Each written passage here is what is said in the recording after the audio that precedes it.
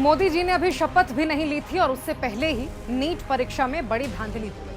100-200 नहीं, देश के 24 लाख छात्रों की जिंदगी दांव पर लगा दी गई। उन्हें आत्महत्या करने पर मजबूर कर दिया गया।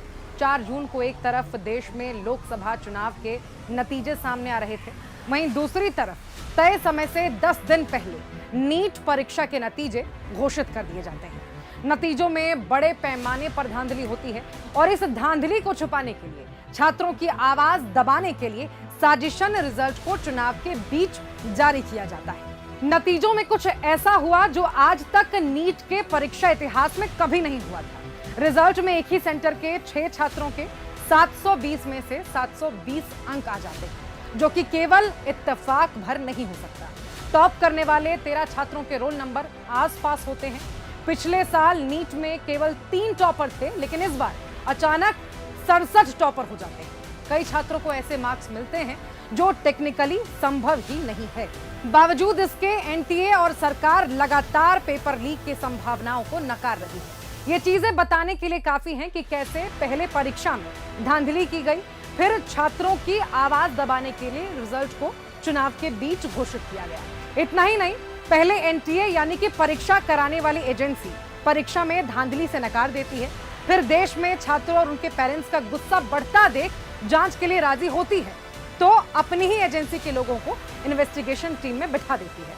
मतलब हद है। इसका परिणाम यह होता है कि छात्रों में रोष बढ़ जाता है। हजारों लाखों छात्र सड़कों पर प्रदर्शन के लिए आ जाते हैं।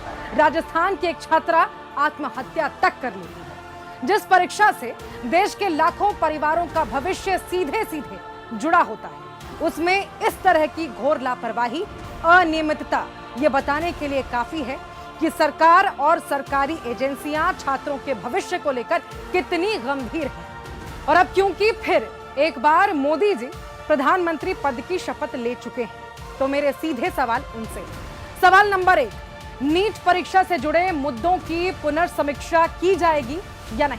क्यों बार बार देश में पेपर लीक की घटनाएं हो रही हैं? देश के 24 लाख नीट स्टूडेंट सरकार से ये सवाल कर रहे हैं, उनके साथ धोखा क्यों किया गया? एनटीए अगर परीक्षा कराने में असफल है, तो क्यों इस एजेंसी पर सख्त एक्शन नहीं लिया जा रहा?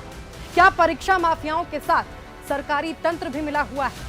क्या शिक्षा और परीक्षा माफियाओं से निपटने के लिए मोदी सरकार कोई कदम उठाने वाली है? शिक्षा माफिया और सरकारी तंत्र की मिलीभगत से चल रहे इस पेपर लीक उद्योग से निपटने के लिए कांग्रेस ने एक रोबस्ट प्लान भी बनाया।